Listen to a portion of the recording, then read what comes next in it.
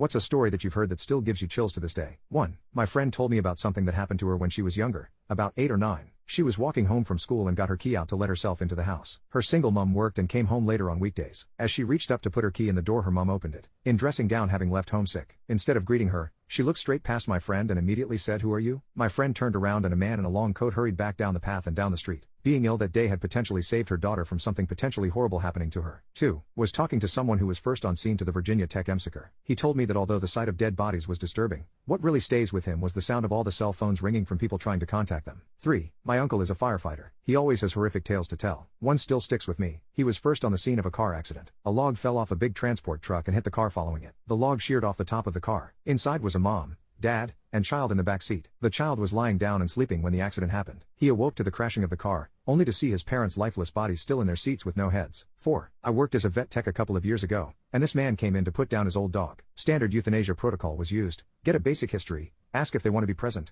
etc. As a coworker of mine asked the "do you want to be present" part, he responded with yes, because I lost both of my boys last week and I wasn't there for them. And I'll be damned if I'm not there to send off my last living family member. Both of his boys we later found out died overseas. After hearing this, our whole staff went into our euthanasia room and just hugged this man and his dog several minutes past his dog moving on. Out of my years in the field, I've never heard such a heartbroken man to lose his animal. 5. My grandfather's second wife was a sleepwalker, the kind that would get out of bed and do things like make a sandwich in the kitchen. My grandfather became used to it, and whenever he woke up in the middle of the night and she wasn't in bed beside him, he would find her and gently lead her back to bed without waking her up, just as he had been advised. But one night he wakes up and she isn't lying in bed, but instead sitting on the edge of the bed, her back turned to him. He calls her name to ask what's wrong, but she doesn't answer, and he realizes she must be asleep. He can tell that she's doing something, holding something in her lap, but he can't see what it is. He sits up, looks over her shoulder, and sees what she's doing, still in her sleep, loading his revolver. 6. In her early 20s, my mom managed a photography studio in a mall in Scarborough, Ontario. One day my mom is working alone and this guy comes in asking for a photo, but he's being a little weird about it, saying he needs a picture taken of his hip. They did a lot of injury photos for court cases, so my mom assumes this is what he needs and starts loading up the camera. When she looks up, he's got his pants totally off and he's exposing himself. My mom starts laughing hysterically and tells him to get out. She doesn't have time for this nonsense. About an hour later,